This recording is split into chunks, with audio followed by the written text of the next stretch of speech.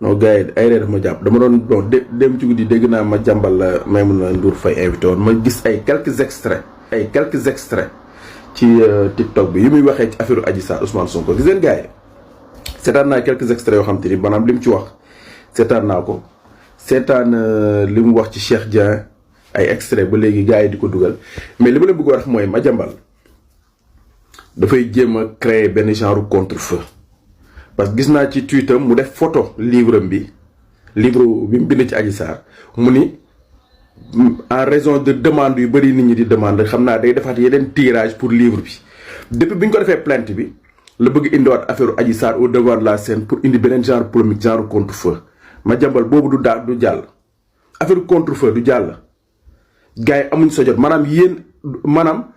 lu ngeen waxul ca tribunal ba preuve bu ngeen indiwul ca tribunal ba du léegi ngeen koy indi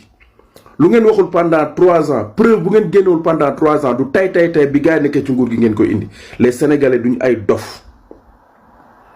toog nag maanaam li mu wax nag ci génnuk Adji Sarr gi maanaam génn réew mi nee na moom moo jël essence moo ko dugal ci otoom gars yi génnee ko donc loolu maanaam exfiltration la ko gars yi di tuddee te loolu moo am mu ni Ousmane Sonko nguur gi xam nañ mais wul xam nañ ci dara de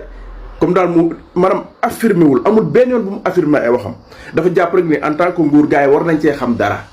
en tant que nguur gars yi war nañ cee xam dara mun li ma ci xam man du ma ko wax maanaam waxu tappale wax yoo xamante ni nguur gi dafa jàpp ni nguur gu ne am réew mënuñu jël ku toll ni Adji Sarr moom te ni ci gardu état la nekk di ko génnee te gars yi duñ ko yëg maanaam amul lenn lu mu affirmé day supposé rek ci ay waxam ay supposition lay joxe ñemewul affirmé benn wax lu tax mu ko ni diw bi maanaam comme ni mu waxee ci ni mu waxee ci Amadou Ba nee na moom moo wax Amadou Ba ni ko gagné nañ la wool Bassirou Diomaye Faye nee na mi ngi toog te Amadou Ba mi ngi koy dégg boobu wax na loolu mooy affirmé carrément lii moom Amadou Ba du ko weddi mais jël yëpp ci Ousmane Sonko ak Adji Sarr ngeen affaire day supposé mais nag wu jëm seeraas jarta yàkkamti gars yi yàkkamtiwuñ la